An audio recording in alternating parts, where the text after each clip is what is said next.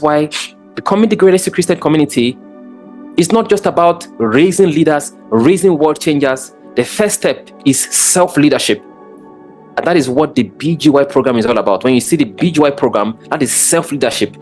That you're able to wake up in the morning and decide, I'm not going to my phone today. I'm not going to my phone this morning. I have to take some time to spend with God, do my affirmations, do some reading, do this, do that. And I should do this over and over again. After a while, it becomes a part of who you are. Because everything you do that is a part of who you are is because you have been exposed to them. It's been your experience for a long period of time. Our commitment here is to help people discover their purpose, unleash their potentials. Because when you do this, what happens is that you're going to become what? A visionary leader. This is the moment where you become a world changer, where you become a global leader. But it's step by step. And so this commitment is not just about coming here to motivate you. We are not motivational speakers. It's to give you life-changing quality education in different aspects of life that, when applied methodically and strategically, can help you to profit, not just financially, not just, in form of whatever goal that you have, but in every aspect of your life, that you can become the best version of yourself. We're going to be looking at a very important topic, the difference between formal education and self-education. You can also call it formal education versus self-education. Formal education versus self-education. Now, I have some questions for you guys. Listen to me right now. How many percentage of the things you studied in school do you currently remember? Honestly. All those annoying lecturers, all those exams, burnt candles, sleepless nights, and then you probably even still made A in the exam. Even the exams you made A in. Let's even leave secondary school. All right. Let's even leave primary school. Let's even go to the very recent one, your university. How many percentage of those things you learned do you currently remember? Number 2, are the skills you learned in school the same skills you are currently using to either survive or succeed in life? Are they the same? Box. Number 3, why does it seem like A and B students are working for C students? Does that not shock you? Why are top PhD holders working for school dropouts? Does that not shock you? Is it not shocking statistics? You have once heard that education is the key to success. I can tell you for free it is true. But when we say that, you know what we think in our head? We think about school education.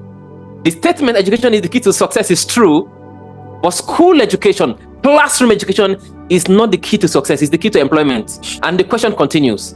Now, the most important questions a child, think about when you were a child and your children, for those of you that have kids, the most important question a child should be asking, or the most important questions facing a child in life are this: what am I good at? When your child is 5, 4, 3, 2, 10, 11. At that stage, what the child should be guided by is what? What am I good at? What are my unique gifts, interests? What is my purpose? True or true? The question should be, how do I discover, first of all?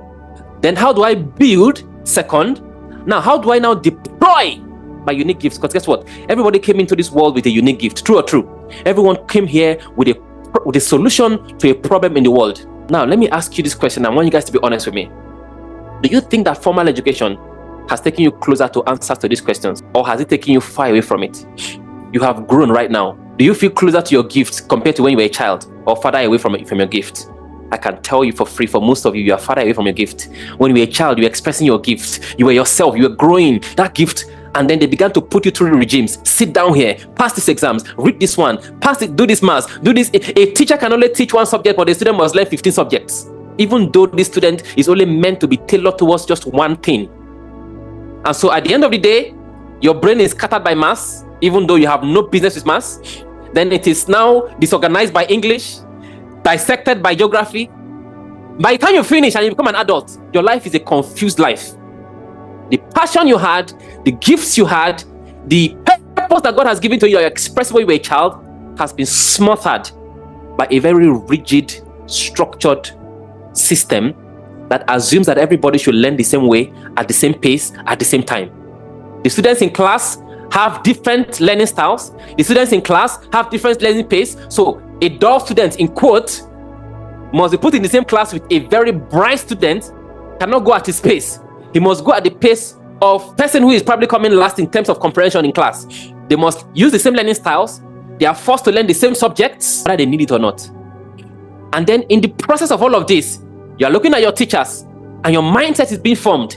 And they're telling you, in this particular thing, they are forced you to learn. The most thriving career here is law. So your mind begins to tell you, oh, I want to be a lawyer. That's not what God gave you. That's not your mandate. But because of a reconfiguration of your mindset, you want to be a doctor. You want to be a pilot. Because they tell you that these are the fields that people go into and they make it. Your gifts begin to die away little by little. You have people today who studied medicine and are working in the bank. Confused life, confused destinies, everything is disorganized. And then you speak to these people and you see what God has really put inside of them. And guess what? They have buried these gifts. They have buried these talents. The gift that they were bettered with has been buried in the graveyard school system of a job. And you see someone who grows up, beautiful singing voice, problem-solving skills, top-notch. Everyone is calling you to ask for relationship advice. And you don't know that you are meant to be a relationship expert. You're meant to be a coach somewhere. You're meant to be this. You're meant to be that. You are buried in a job, paying you peanuts. And you have not developed the gifts that God has given to you.